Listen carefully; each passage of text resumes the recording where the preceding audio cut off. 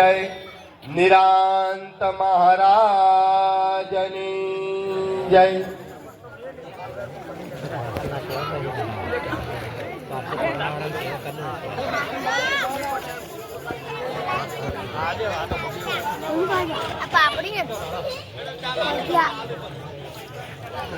પહેલા તો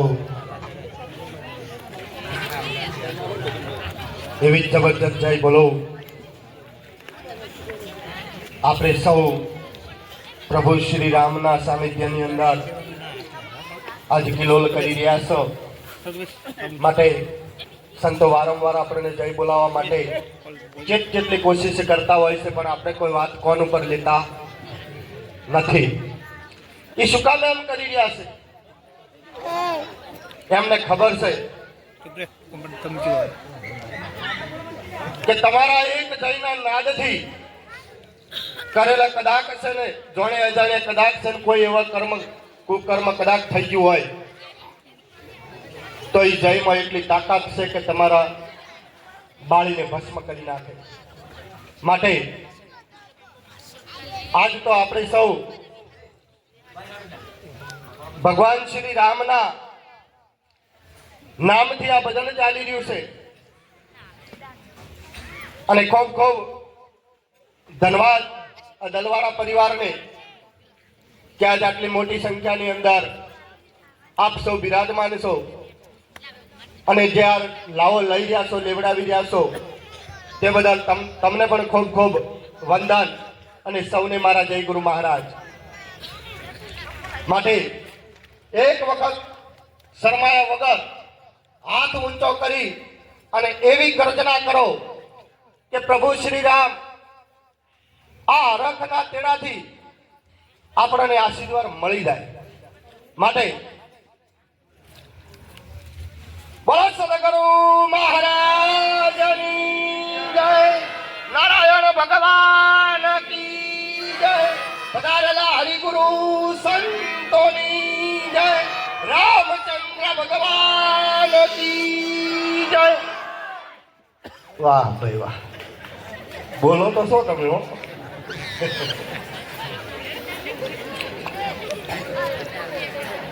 સજ્જનો, આજે પુણ્યશાળી એવી ધર્મ ધરતી ગામ દલવાડાના ધર્મધરા ઉપર આપ સૌ મળી અને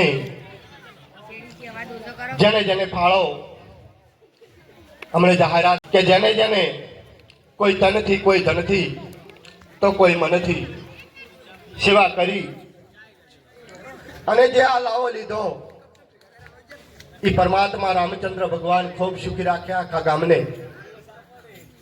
અને સંતોની ખૂબ ખૂબ મહેરબાની થાય તમારા ઉપર, એવા સંતોની આશીર્વાદ। તમે વિચાર કરો કે જે દાડે સેતુ પુલ બંધાતો હતો ને, એ ટાઈમની અંદર આખી વાનર સેના ભેગી થઈ હતી અને એના ભેગા નાનો મોટો જીવજંતુ પણ આવ્યા હતા। અને એક વિચાર કરો ખિસકોલી તમે કે એનાથી કોઈ વસ્તુ લેવડાય એવી નથી, તો બાજુમાં જળમો આળોટી અને જે કોકરા વાળી જગ્યા હતી એ જગ્યામાં આળોટી અને ઝાડો મોટો ખાડો જે રહી જતો હતો અહીંયા જઈને કોકરાથી એ પાળ બોધવામાં એને મદદ કરી હતી। અને ભગવાન શ્રી રામની નજર આ ખિસકોલી ઉપર જઈ હતી અને પ્રભુએ એને ઉભી રાખી કે આ કરે છે શું મારો છે। અને એ જ ટાઈમની અંદર એમને ખબર પડી કે રામ કાર્યની અંદર એક એક કોકરામાં આ ખિસકોલીએ પણ ભાગ લીધો હતો। તારે ઘણા વાલ કરતા પ્રેમથી એ ખિસકોલી ઉપર હાથ મૂક્યો હતો અને આજે પણ એ કાયા આપણને જોવા મળી રહી છે, એ લીટા આપણને આજે પણ જોવા મળી રહ્યા છે। આજે ઈ જ રામના નામનું ભજન આપણે સૌ મળી, કોઈ તનથી સેવા કરી, કોઈ મનથી સેવા કરી, કોઈ ધનથી સેવા કરી અને એ જ આ કાર્ય આપણે કરી રહ્યા છે। એટલે આપણને પણ પરમાત્માની ખૂબ દયા થશે, ખૂબ કૃપા થાય. વિશેષમાં સજ્જનો સંતો આપણને હોજ પડને આવી મંડળીઓ ભરાતી હોય છે, આવી સભાઓ ભરાતી હોય છે અને રોજ એકનો એક શબ્દ એકના એક માર્ગ તરફ આપણને દોરતા હોય છે, કોઈ વાણીથી તો કોઈ સત્સંગથી. જેના મોટા શબ્દો ફાડી ફાડીને આપણા હમણાં રજૂઆત કરવામાં આવતા હોય, એમનું કરેલું મંથન છે, એમનું કરેલું નિધન છે, એમનો કાઢેલો સાર છે, એ સીધો તમને પીરસવામાં આવે છે. મજૂરી તો એને લાગી છે.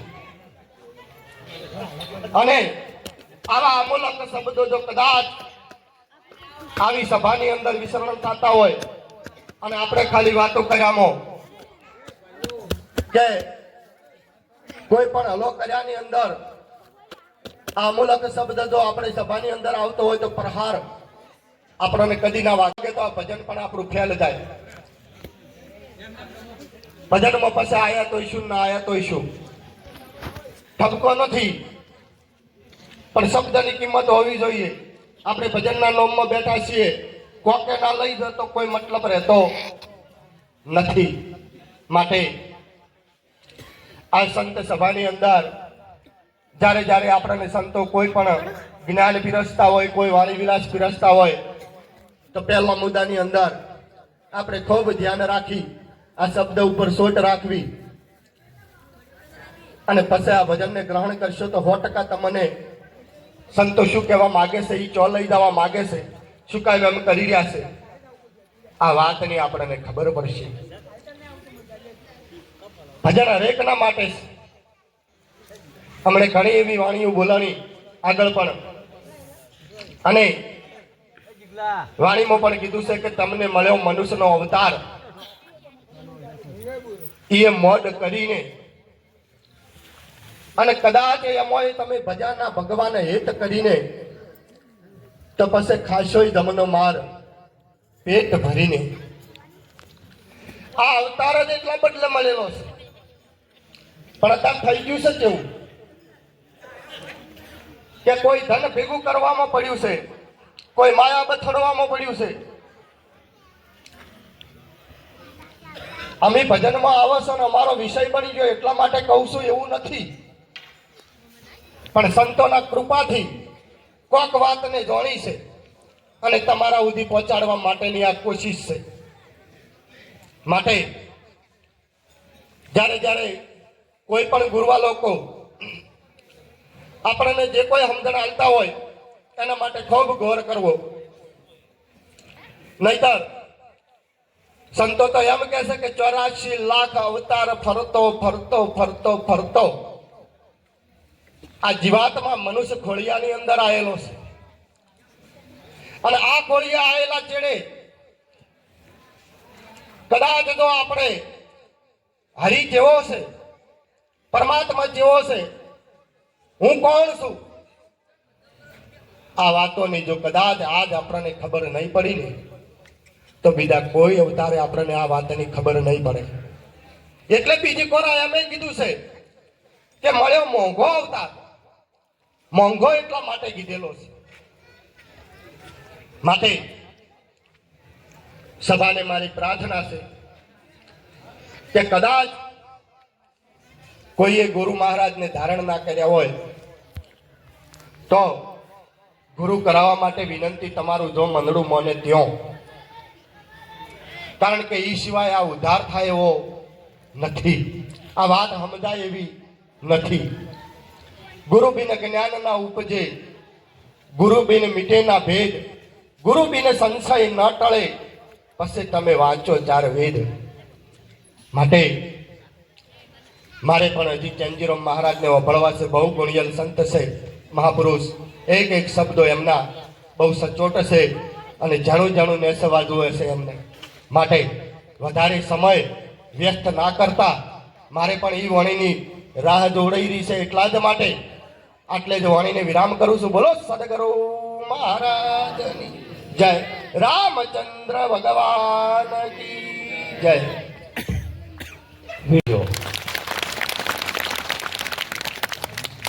જેસળે તોરણદેવે 3 નર તાર્યા હતા અને જેસળ જગનો ચોરટો એને પળમાં કીધો પીર. એમાં